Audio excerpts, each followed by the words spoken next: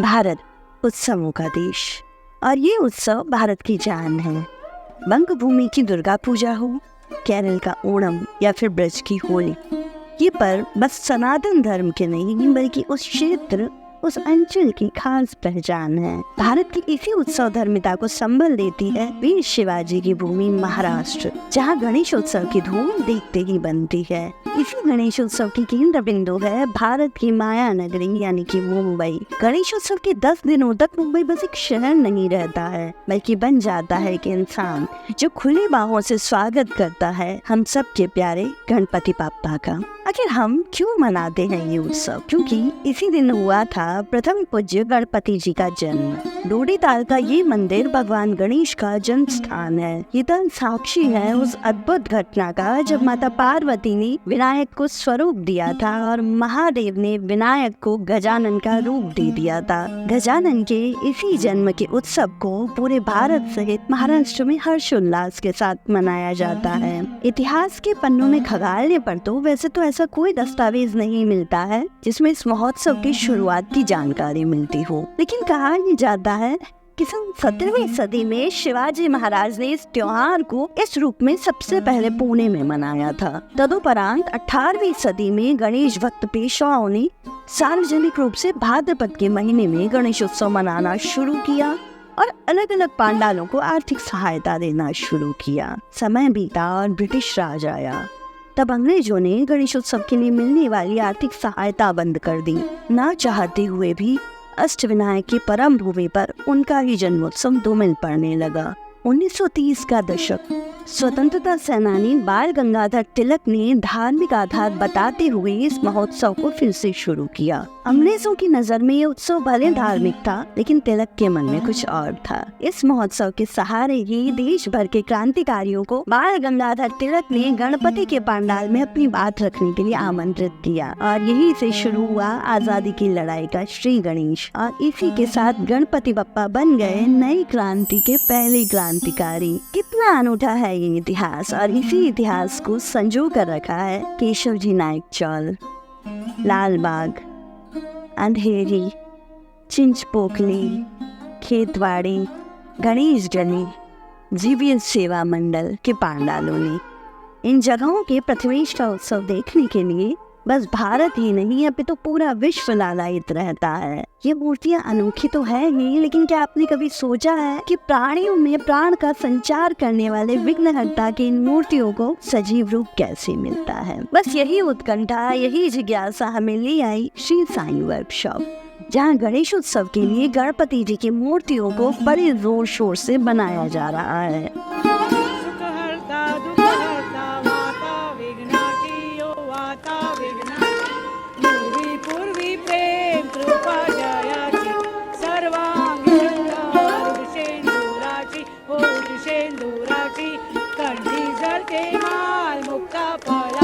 गणपति बप्पा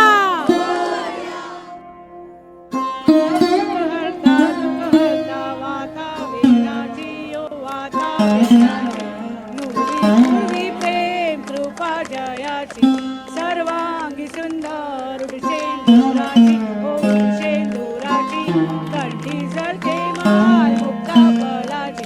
गणपती बप्पा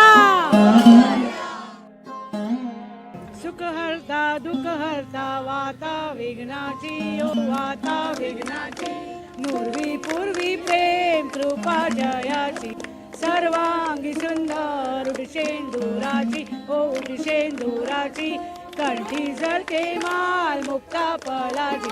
गणपती बप्पा।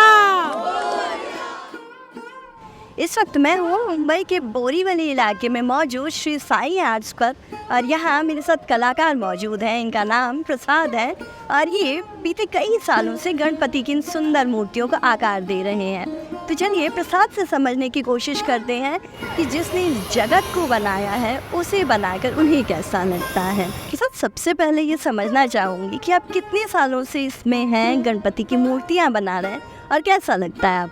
मैं यहाँ पे पिछले 6 सालों से हूँ जी, ये वर्कशॉप में, और ये इंडस्ट्री में मतलब मेरी शुरुआत ही यहीं से हुई है। लोग गणपति की मूर्ति देखने के लिए आते हैं तो उनकी सबसे पहली प्रायोरिटी क्या होती है? वो क्या किस तरीके की मूर्तियाँ पसंद करते हैं लोग? लोग जो लास्ट ईयर जो उनका मूर्ति होता है वो बोलते हैं कि उनसे कुछ हट के चाहिए, अलग चाहिए। सो हमारा बेसिक पॉइंट ऑफ व्यू वही रहता है कि गए साल की मूर्ति से कुछ अच्छा देना, या फिर रिचुअल के हिसाब से मोस्ट ऑफ अगर देखा जाएगा तो यहाँ पे मेरे सामने ये देखिए लाल बाग का राजा है, मुंबई का आराध्य दैवत कहा जाता है इसको। ओके, सो मतलब कैसा है कि ये एक पॉइंट हो गया, मतलब ऐसे में Siddhi Vinayak, Dagdu, Titwala it is a old pattern. Okay, so मतलब लोगों को वो पसंद है उस तरीके से कुछ ऐसा। इस साल चूँकि राम मंदिर बन के तैयार हुआ है, रामलला स्थापित हुए हैं, तो थोड़ा सा राम जी को लेकर लोगों के मन में कुछ है कि हाँ गणपति में राम जी की छवि हो। हाँ, ये साल अपने पास नया है, ये वो यूनिक है। अपने पास 8 फीट के राम अवतार है, 8 फीट में, 5 फीट में भी है, और अभी 1.5 फीट 2 फीट में भी आने वाले हैं। कि जो छोटी मूर्तियाँ होती है वो बनने में लगभग कितना टाइम लगता है ओवरऑल फ्रॉम द स्क्रैच, और बड़ी मूर्तियाँ कितना समय लेती है? पूछ रहे हैं। हाँ, from the raw. So raw मूर्ति मतलब मट्टी का रहेगा तो हम मई अप्रैल में से शुरुआत करते हैं, आफ्टर गुड़ी पड़वा। ओके, गुड़ी पड़वा के बाद हमारा शुरुआत होता है। उसको धूप की वजह से सूखने में टाइम जाता है, धूप रहेगा तो सूखेगा, उसके बाद हमारा पेंटिंग प्रोसेस शुरुआत हो जाता है। सो मतलब फाइनल पकड़े ना, अगर समझिए अगर अप्रैल में अगर हम शुरुआत करते हैं मट्टी का मूर्ति बनाने का, और मट्टी का मूर्ति बनेगा उसके बाद यहाँ पे पेंटिंग होगा। अगर ऐसे ही अगर होना है तो 3 दिन में मूर्ति सूखेगा, उसके बाद पेंटिंग हो जाएगा, मतलब टोटली 1 हफ्ते में पूरा मूर्ति हो जाता है, छोटी मूर्ति। और बड़ा मूर्ति में देखा जाएगा तो नॉर्मल अभी तो मूर्ति खड़ी हो रही है, अभी हो रहा है मूर्ति, मतलब बनेगा, उसके बाद पेंटिंग प्रोसेस होगा, तो नॉर्मली एक मूर्ति को सूखने में ही अपना टाइम चला जाता है। मतलब ऑलमोस्ट देखा जाएगा तो 1 हफ्ते के ऊपर मूर्ति बन के खड़ी होने के सूखने में, पेंटिंग प्रोसेस 2 दिन में हो जाता है, इस तरीके से। तो सामने मैं देख रही हूँ विष्णु के स्वरूप में गणपति बापा हैं। तो गणपति बापा यूजुअली जो है वो एक दंत वक्रतुंड होते हैं, लेकिन हम जब उनका स्वरूप बनाते हैं तो हम कृष्ण के फॉर्मेट में और अलग अलग फॉर्म्स में बनाते हैं। इस बारे में आपका क्या मानना है कि ये लोग ऐसा क्यों पसंद करते हैं? हर एक की अभी अपनी अपनी सोच होती है। मतलब कोई बोलता है कि हमें गणपति बप्पा विष्णु के स्वरूप में चाहिए, कोई कृष्ण मांगता है, क्योंकि अभी सपोज एन एग्जांपल आपको पसंद है कृष्ण भगवान। ओके, सो आपके घर पे फर्स्ट टाइम आ रहे हैं तो आप क्या सोचिए, हाँ मेरे पास कृष्ण भगवान के स्वरूप में होने चाहिए। Finally it is a God, वो भगवान ही है। ठीक है, आप उसको किसी भी रूप में पूजो, किसी भी इसमें करो, आप उसकी पूजा वही रूप में होने वाली है। इस तरीके से कोई मतलब ऐसा रूप की वजह से ऐसा कुछ नहीं होता, वो गॉड है, वो भगवान है, वही उसमें कुछ फाइनल मैं मतलब उसमें कुछ ज़्यादा नहीं बोल सकता है।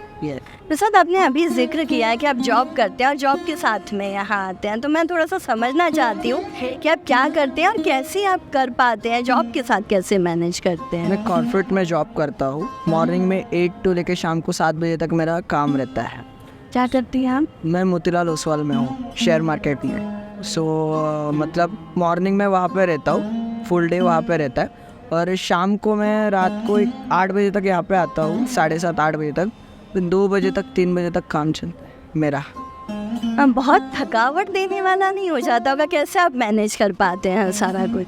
मैनेज हो जाता है, मतलब थकावट तो होती है, बट कैसा है कि उसका काम है वो खुद करा लेता है। हम मतलब कैसा है कि हो जाता है, बस हो जाता है। मतलब अभी जैसे अभी देखा जाएगा तो मॉर्निंग में वहाँ पे जाओ, तो नॉर्मली कैसा है, ये मेरा फेवरेट काम है, मेरा पसंदीदा काम है। सो मॉर्निंग में मेरा जो भी ऑफिस का टेंशन रहे, चिड़चिड़ रहे, वो सभी काम करके थोड़ा दिमाग शांत हो जाता है ऐसा। और कैसा है कि जो मैं काम करता हूँ, आपने पूछा कैसे हो जाता है, वो करा के ले लेता है, ख़त्म, उसके आगे कुछ नहीं। तो प्रसाद ने हमें कुछ ऐसी चीज़ें बताई है जिनसे हमें समझ में आया है कि गणपति को बनाना कितना श्रम साध्य है, और ये हमारी छोटी सी भेंट है अपने उन बापा के लिए जिन्होंने हमारी पूरी सृष्टि को इतना सुंदर बनाया है। इन कलाकारों की दिन रात की मेहनत से हमारे गणपति साकार होते हैं और फिर धूमधाम से आते हैं अपने भक्तों के घर और विराजमान रहते हैं गणेश चतुर्थी से अनंत चतुर्दशी तक। इन 10 दिनों तक चारों ओर बस एक ही नाम गूंजता है, और वो नाम है गणपति बाप्पा मोरया। गणपति जब तक घर में विराजमान होते हैं तब तक कई नियमों और मर्यादाओं का पालन करना बहुत ज़रूरी होता है। नियमों के, मान मर्यादाओं के, भक्ति या प्रेम के फूलों से अधिक विघ्न विनाशक को और कुछ भी प्रिय नहीं है। तो आइए जानते हैं डुंडीराज गणेश तीर्थ धाम के प्रमुख पुजारी डॉक्टर राधे श्याम खंडोरी जी से कि गणेश उत्सव के दिनों में किन किन मर्यादाओं का पालन करना चाहिए। आप अपने दिन के लिए अपने घर में या अपने मंदिर में या अड़ोस पड़ोस में भगवान गणेश जी को बैठाए। उतने दिन के लिए आपको सर्वप्रथम मन की एकाग्रता, मन की शुद्धि और निर्मल मन बना करके और सत्यनिष्ठा एवं ईमानदारी से श्रद्धा और विश्वास पूर्वक भगवान गणपति का अर्चन, पूजन, वंदन और ध्यान करना चाहिए। इसके लिए आवश्यक है कि नित्य प्रति 3:30 बजे से 4:30 बजे आप स्नान कर लें। स्नान करने के बाद आप अपने माता पिता, गुरु, देवता, इष्ट देवता का ध्यान करें, उनका आशीर्वाद लें कि हम गणपति भगवान का पूजन यजन करने जा रहे हैं।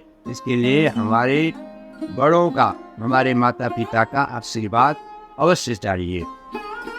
उसके बाद ब्रह्मचर्य का पालन करें और जो प्याज, लहसुन या मादक पदार्थ है उनका बिल्कुल वर्जित करें और सात्विक भोजन करें। ऊर्ध्वं गच्छन्ति सत्त्वस्ता और सत्त्वात् संजायते ज्ञानम।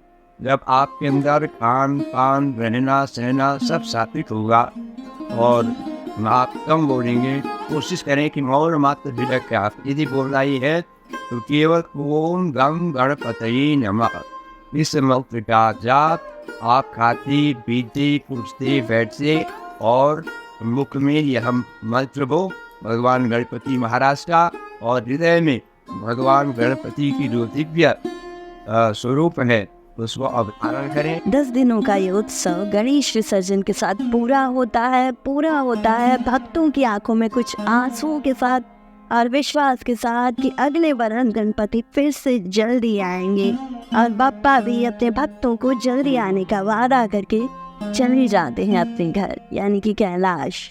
गणेश उत्सव और ऐसी ही अनेकानेक पर्व आत्मा है हमारे सनातन धर्म की। इन उत्सवों, इनके आरंभ और इनके विस्तार से जुड़े कई घटनाक्रम हैं। तो कैसा लगा आपको आज का ये एपिसोड? कमेंट बॉक्स में अपनी राय बताना बिल्कुल ना भूलें। मैं और किन किन चीज़ों पे वीडियो लेकर आ सकती हूँ ये भी कमेंट बॉक्स में ज़रूर बताएं। आपकी कोई और राय है तो वो भी कमेंट बॉक्स में डालें। साथ ही साथ मेरे इस channel Ashita watcher our history not mythology को सब्सक्राइब ज़रूर कर लें, क्योंकि यहाँ पर मैं सनातन धर्म के कई अनोखे रहस्य बताती हूँ। चैनल के साथ जुड़े रहें और जुड़े रहने के लिए इस वीडियो को लाइक करें, इसे ज़्यादा से ज़्यादा शेयर करें, इसे सब्सक्राइब कर लें और बेल आइकन दबा लें ताकि किसी नए वीडियो की अपडेट आपसे मिस ना हो जाए। मैं जल्द लौटती हूँ अगले अंक में किसी अगली दिव्य कथा के साथ। तब तक के लिए नमस्कार।